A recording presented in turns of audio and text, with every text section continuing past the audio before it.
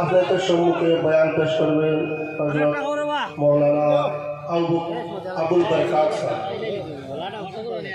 আবু বরকাত দারুস সুন্নাহ আজিজিয়া মাদ্রাসা আলটু।